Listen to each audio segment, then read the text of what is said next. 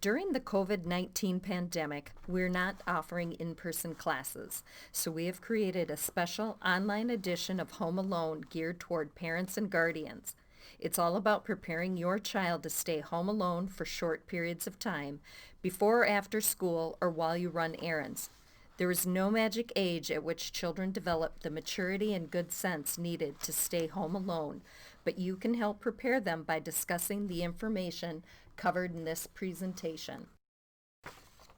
Typically, this class is offered in person 3 or 4 times a year to children ages 9 to 12 years old and is offered in partnership with the Richfield Police and Fire Departments, Richfield Recreation Services, and Richfield Community Education. During this class, we discuss being prepared and organized before and after school, home and personal safety, phone skills, and when to call 911. Kids also learn basic first aid techniques and make their own first aid kits. Fire safety, escape plans, and what to do in severe weather are all presented in a manner they can easily understand. We discuss ideas about having fun alone and how to get along with siblings. Students learn about internet safety and the importance of cyberbully prevention. Lastly, kids not only learn about kitchen safety, but they also get to prepare healthy snacks and enjoy them. It's a hands-on class with breaks to play dodgeball in the gym. Kids seem to really enjoy the day. If you'd like your child to attend an in-person session, please keep checking the city website. We'll post future classes as soon as they're available. In the meantime, you can download all the presentations we use and discuss them with your child. They can be found at www.richfieldmn.gov/homealone. To give you an overview, we're going to look at what does the law say? Is your child ready to stay at home for short periods of time? We'll discuss a safe home checklist, and we'll look at some house rules to consider. And we'll also provide additional resources. There is no state law specifying at what age children can be left at home alone. However, Hennepin County Protection does have age-related guideline for juvenile care. These are minimal guidelines used by child welfare workers and police officers as an evaluation tool when they are called to a home where children are left home alone. The guidelines are ages 7 and under should not be left home alone. Ages 8 to 10 should not be left home alone for more than 3 hours.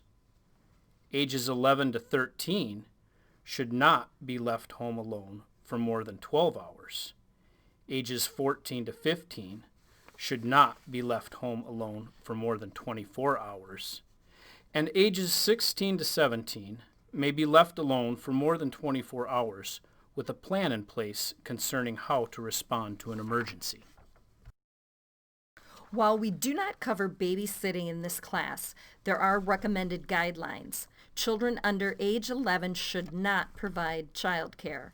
Children ages 11 and older are subjects to the same time restrictions as listed previously. And for those kids that are interested in babysitting in the future, the Red Cross offers a babysitting course.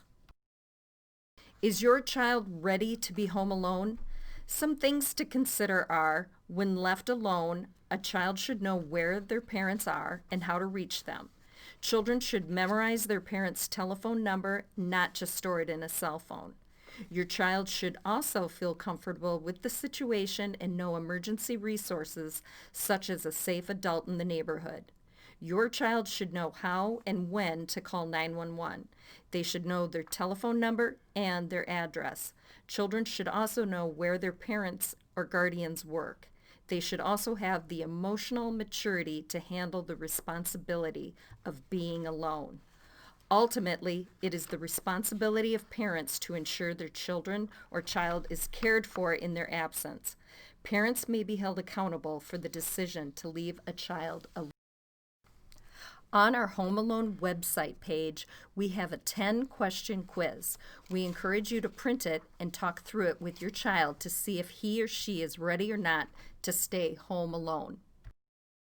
In order to help your child stay safe at home alone, here is a parent's checklist to assist you. Your child should have access to a phone or cell phone and know how to use it. There should be working flashlights in the home. Check batteries often. Make sure there is a charged fire extinguisher and your child knows how to use it. Smoke and carbon monoxide alarms should be working. Check batteries at least twice a year. Create an emergency exit plan and practice it. A chain fire escape ladder if you have a 2-story home. Install good outdoor lighting. Peephole or windows near front door to identify visitors. And secure locks on windows and doors. House rules to consider. Sit down as a family and come up with your house rules. Discuss house key safekeeping. Consider leaving an extra key with a trusted neighbor in case you're locked out. Do not hide a key outside. Make sure your child knows not to open the door to anyone except family members, police officers, or firefighters. Teach them to keep doors locked at all times. Once they've made it home, have them call a parent or guardian to check in. Have them screen phone calls and only pick up for family and friends. Advise your child that if they answer the phone and it's a stranger, they should say that the parent is busy and can't come to the phone. They should never say they're home alone. Kids get hungry throughout the day, and especially after school. What are acceptable snack foods? Is your child allowed to use the toaster, oven, or microwave? If so, make sure to teach them how to use them properly, or consider stocking up on snacks that don't need to be served warm. Another item to consider: can they have friends over? And are their friends allowed in the house when you are not home? Can your child go outside, or do they need to stay in the house until a parent or guardian returns home? What TV channels and or internet sites can they go to? Let your child know what your expectations are and ask what sites or games they'd like to play. It's important to discuss their options that are acceptable to you. It's also important to discuss what you would like your child to do once they get home from school. Should they call mom or dad to check in right away and then have some time to relax and eat a snack before tackling homework? Are there any chores that need to be done? If so, having a list of the chores would be helpful and a great reminder. Having some books on hand for kids to read is a great alternative to television and video games. Siblings home alone together. We can't say it enough. Make sure your children know what your expectations and rules are. Include them in the discussion. Be sure to talk about the art of compromise and conflict resolution. Encourage kids to work together when preparing snacks or doing chores. If they can't agree on who should do what, assign dates for specific tasks, etc. Let your children know who is ultimately in charge when you are not home. Being in charge means more than making sure siblings are getting along. It means handling emergency care situations. It helps to know the basics of first aid as well as how to react to certain what-if scenarios.